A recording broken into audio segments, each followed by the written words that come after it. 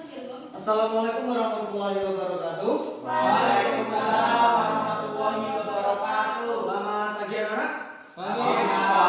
Sehat semuanya ya. Dan alhamdulillah. Oke, hari ini kita akan belajar tentang al-hukm syar'i. Tapi sebelum kita masuk pelajaran, alangkah baiknya kita berdoa terlebih dahulu agar pembelajaran pada hari ini berjalan dengan lancar dan ilmunya bermanfaat. Bisa dipimpin Mas siapa ya? Aku Pak. Mas Kodir, ya silakan. Nah, sebelumnya kita berdoa dulu, berdoa mulai. Bismillahirrahmanirrahim. Raditu billahi rabban wa bil islami dinan wa bi Muhammadin nabiyya wa rasulah. Rabbi zidni ilma warzuqni fahma. Rabbi ishrah li sadri wa yassir li amri wahlul 'uqdatam min lisani yafqahu qawli. Amin. Doa selesai. Oke. Selanjutnya ada al-hukm syar'i. Terus di bawahnya tulisan hukum taklifi dan hukum wad'i. Maksudnya hukum taklifi dan wad'i ini yang ada di dalam hukum syar'i. Terus apa itu al-hukm syar'i atau hukum syar'i? Bisa dibaca Mas Fuad? Pengertian hukum syar'i. Pak, mata saya agak sakit Pak, makanya saya pakai kacamata Pak. Ini kacamatanya ya Allah. Masih sakit mata? Iya. Ya udah. Mas Wali dibaca. Kemudian hukum syar'i menurut mayoritas ulama, hukum syar'i adalah sebuah fitrah al-ta'alliq bi af'al mukallifin bil qida al-tahrif al-wati. Artinya Firman Allah yang berkaitan dengan semua perbuatan mukallaf yang mengandung tuntunan, pilihan atau ketetapan. oke. Terus maksud dari khitab Allah adalah perkataan Allah secara langsung ya, walaupun ada perkataannya tetapi melalui perantara yaitu sunnah, ijma dan semua dalil syar'i. Terus di situ ada kata al-iqtida adalah tuntutan baik, tuntutan untuk melakukan atau meninggalkan atau tuntutan secara pasti maupun tidak pasti. Kemudian ada takhir yaitu memilih antara melakukan sesuatu atau meninggalkan tanpa memuaskan salah satunya atau membolehkan mukallaf untuk melakukan dan meninggalkan. Kemudian ada wad'i adalah firman Allah yang menjadikan sesuatu sebagai sebab adanya yang lain atau sebagai syarat adanya yang lain atau sebagai penghalang adanya yang lain. Kemudian di dalam hukum syar'i itu ada hukum taklifi. Hukum taklifi yaitu firman Allah yang berhubungan dengan perbuatan mukallaf yang menghendaki tuntutan untuk melakukan atau menjauhi atau untuk membuat pilihan. Dinamakan hukum taklifi karena adanya pembebanan atau tuntutan kepada manusia. Mas Fuad jangan ngantuk. Enggak Pak, ini matanya sakit Pak. Tetapi tidak menjadikan alasan untuk tidur ya. Ini loh Pak, ini mata sakitnya. Ya. Oke. Kemudian di dalam hukum taklif itu dibagi berbagai macam, yaitu yang pertama ada ijab, yang kedua nah, terus kemudian tahrim, karoha dan ibahah. Coba dibaca Mas Kodir yang ijab apa artinya? Ijab yaitu tuntutan Allah kepada mukallaf untuk melakukan suatu perbuatan dengan tuntutan yang pasti. Oke. Kemudian nah dibaca Mas Heru. Yang kedua Mas Heru yang kedua. Aduh enggak ya. Mikir sama Coba maju lagi tak apa. Yang kedua. Ijab ya Pak? Enggak, yang nomor dua. Yang Naab ya Pak? Bahasanya apa itu Pak? Nadab. Nah, iya Nadab. Yaitu tuntutan Allah kepada mukallaf untuk melakukan suatu perbuatan dengan tuntutan yang tidak pasti atau anjuran untuk melakukan. Terus kemudian yang ketiga ada tahrim, yaitu tuntutan Allah kepada mukallaf untuk tidak melakukan suatu perbuatan dengan tuntutan yang pasti. Terus karoha, yaitu tuntutan Allah kepada mukallaf untuk tidak melakukan suatu perbuatan dengan tuntutan yang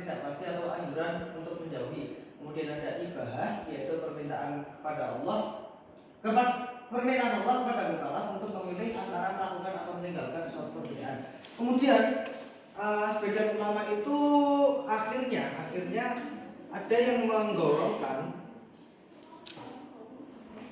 beberapa hukum termasuk dalam hukum taklifi yang salah satunya wajib, mandub, terus muharram dan makruh itu masuk dalam hukum taklifi. Atau wajib, sunnah, haram dan makruh itu termasuk dalam hukum taklifi. Wajib yang pertama, wajib merupakan perbuatan yang dituntut oleh Allah untuk dilakukan dengan tuntutan pasti, di mana pelakunya akan mendapat ujian sekaligus pahala, dan yang meninggalkan mendapat celaan atau hinaan sekaligus hukuman atau dosa dari Allah Subhanahu wa taala. Mayoritas ulama mengatakan bahwa wajib adalah sinonim atau persamaan dari fardu, misalnya mengerjakan puasa. Nah, wajib itu ada dua ternyata. Wajib mutlak, yaitu pekerjaan yang dituntut untuk dilakukan tetapi syariat tidak menentukan waktu pelaksanaannya. Contoh, kafarat yang wajib bagi orang yang melanggar sumpah atau pelaku wajib melakukannya kapanpun ia mau, tidak terikat oleh waktu tertentu. Kemudian wajib muqayyad atau muaqqad, yaitu pekerjaan yang dituntut oleh syar'i dan harus dilakukan pada waktu-waktu yang telah ditentukan, seperti sholat 5 waktu, puasa, terus zakat fitrah, itu kewajiban yang ditentukan waktunya kapan. Kemudian yang kedua, mandub. Pengertian mandub yaitu perbuatan yang dituntut oleh Allah dengan tuntutan tidak pasti, atau dalam kata lain segala perbuatan yang diberi pahala jika mengerjakannya dan tidak dikenai siksa apabila meninggalkannya. Mandub ini sering disebut sebagai sunnah atau mustahab. Sunnah itu ada dua, sunnah ini dan sunnah kifayah. Kemudian muharram ini maksudnya sesuatu perbuatan yang dituntut oleh Allah untuk ditinggalkan dengan tuntutan pasti, atau dengan kata lain segala perbuatan yang apabila ia lakukan mendapat siksa dan apabila ditinggalkan mendapat pahala. Ini lawannya dari wajib tadi, muharram atau haram, sesuatu hal yang sudah dilarang dan harus ditinggalkan. Contohnya seperti apa mas yang sudah diharamkan oleh Allah? Mas Fuad, Gimana Pak? yang sudah diharamkan oleh Allah, yang sudah jelas itu haram, apa? Minum khamr. Minum khamar, terus Terus makan makanan yang haram, misal babi. Oke. Terus anjing. Apa? Anjing. Anjingnya jangan ketemu. Oh, enggak, itu mencontohkan. Itu ya? Ya. Oke. Terus tapi masih ada banyak lagi, nanti kita Zina itu Zina, di mabuk, judi. umur kalian ini rentan untuk melakukan hal-hal yang mabuk, zina. Buat Pak, kemarin ngajak anak saya Pak. Jangan seperti itu ya mas. Itu tidak boleh mas. Kalau sampai ketahuan nanti saya laporkan kepala sekolah. Kamu Selanjutnya apa? Gimana mas Heru? Kalau dia saya mau enggak? Enggak mas, saya. Kemudian makruh.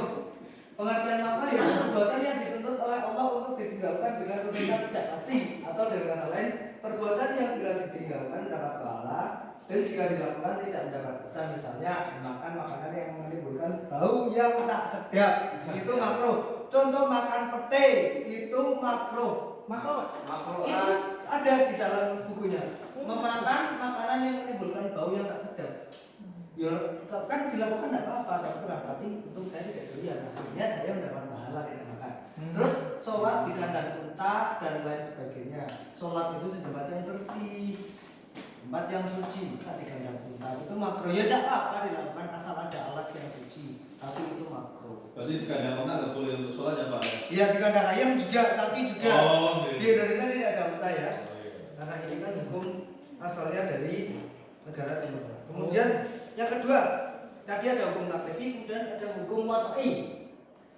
Hukum wad'i yaitu firman Allah yang berhubungan dengan perbuatan mukallaf yang menjadikan sesuatu sebagai sebab adanya yang lain, sebagai syarat adanya yang lain, dan sebagai penghalang adanya yang lain. Dari pengertian di atas, maka hukum wad'i terbagi menjadi sebab, syarat, dan mani'. Namun sebagian ulama memasukkan sah, batal, azimah, dan rukhsah sebagai bagian dari hukum wad'i. Sebab menurut bahasa sesuatu yang dapat mengakibatkan sesuatu yang lain. Contoh, maksudnya waktu sholat adalah menyebabkan adanya pelaksanaan sholat. Dengan tidak adanya maksudnya waktu tidak akan ada pelaksanaan sholat. Maksudnya adalah adanya pelaksanaan sholat karena masuknya waktu. Kemudian syarat menurut bahasa artinya sesuatu yang menghendaki adanya sesuatu yang lain. Contoh, wudu adalah syarat sah sholat. Dalam arti adanya sholat itu diperlukan wudu. Jadi tetapi wudu itu bukan bagian dari sholat, itu adalah hukum syarat. Terus mani adalah penghalang menurut istilah, yaitu sesuatu yang ditetapkan syariat sebagai penghalang bagi adanya hukum. Mani dibagi menjadi dua, yaitu mani terhadap hukum dan mani terhadap sebab. Kemudian hukum wad'i. Ini lanjutannya tadi. Sah yaitu suatu perbuatan yang dilakukan oleh mukallaf dengan memenuhi syarat dan rukunnya. Contohnya adalah dalam ibadah pelaksanaan sholat, zakat, puasa, haji dan syarat dan rukun yang syarat dan rukunnya terpenuhi, itu sah. Kemudian batal yaitu suatu perbuatan yang dilakukan oleh mukallaf yang syarat dan rukunnya tidak terpenuhi. Contoh, sholat yang syarat maupun rukunnya tidak terpenuhi. Misalkan masbuat sholat, tapi dia pakai celana pendek. Nah, rukunnya syarat dan rukunnya sholat kan salah satunya adalah menutup aurat. Nah, aurat laki-laki itu dari mana? Aurat laki-laki dari mana, Mas? Baina surah marubah. Itu apa, Mas? Di antara pusat sampai ini kotaknya Mas Fadil. Kotak itu di kepala. Oh. Di Tapi kalau Mas Fadil katanya di benua. Anda ini yang itu. Terus rukshoh yaitu sesuatu yang dalam kondisi tertentu disyariatkan dalam rangka memberikan keringanan terhadap mukallaf. Rukshoh dibagi berbagai macam. Itu ada dua. Diperbolehkan melakukan sesuatu yang dilarang ketika dalam kondisi terpaksa, seperti orang yang dipaksa mengucapkan kata kafir, maka ia boleh mengucapkan sementara hatinya tetap dalam keadaan iman. Maksudnya ketika orang gimana ya, istilahnya dalam keadaan terpaksa terus dipaksa harus mengatakan saya kafir atau apa, itu tidak apa-apa, tetapi asal dengan dasar hatinya tetap iman. Contoh lain, ketika kita harus berbohong, tetapi berbohongnya dalam konteks nyawa orang. Misalkan ada orang, kita lagi duduk santai misal, terus ada tiba-tiba ada orang mau dikeroyok, dan orang yang mau dikeroyok ini sebenarnya tidak bersalah, terus dia ngumpet kan, terus dia tidak lihat enggak sih, tidak lihat. Nah, itu tidak apa-apa karena berhubungan dengan nyawa orang. Terus kemudian diperbolehkannya meninggalkan kewajiban jika ada uzur yang memberatkan mukallaf ketika melaksanakannya.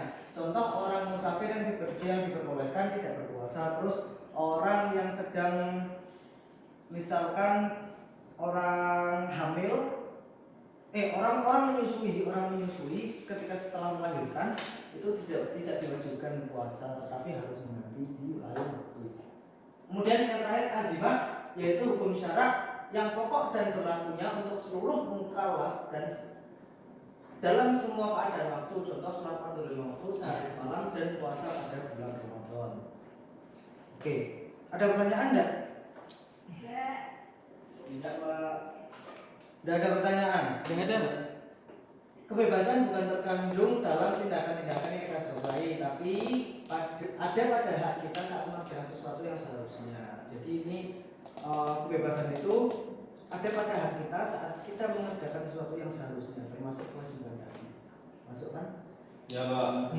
itu kata siapa, Pak? Itu Paus Yohanes Paulus II. Orang mana? Itu enggak tahu saya. Dari nama itu dari agama lain, tapi karena kata-katanya pas saya masukkan aja. Toleransi. Pak, Iya. saya datang ke sini itu hanya mencari absen Pak, tapi dari tadi nggak di absen Pak. Saya sengaja, kalau saya absen di awal nanti ada yang alasan ke kamar mandi dan mampir ke kantin tidak balik ke kelas lagi. Saya tahu, wah siswa-siswa model saya. Ya Pak, status saya di sini hanya tujuannya absen Pak. Iya Pak, masa nggak ada absen Pak? Ya ini saya absen yang pertama. Bentar, Anu kan ini. Mas Fatul Qadir, Hadir Pak. Suhali Fahmi, terus Mas Fuad, Oh soal hadir Pak. Heru Kurnia, Pak. Luluk Novianti, Hadir Pak. Umi Musyarawah. Hadir. Oke, karena Oke, semuanya. masuk semua ya. Ada yang nggak masuk nggak? Ada Pak, satu Pak. Siapa? Gozali. Gozali nggak masuk, kenapa? Anu, katanya ada garam Pak. Istrinya tinggal Pak, tutik bulan itu Pak. Kok sudah menikah? Iya, nggak tahu. Astagfirullah. Padahal ini kelas berapa Pak? Oke, semoga istrinya Mas Gozali tadi namanya lancar. Udah nikah ya? Anaknya enggak jadi kayak gini ya Pak. Ya. Ini saya ada PR Mas. Wajib dong PR kok. Nanti minggu depan dikumpulkan. PR-nya adalah kan kita tadi sudah bahas tentang wajib, Tapi sunnah, haram dan makruh.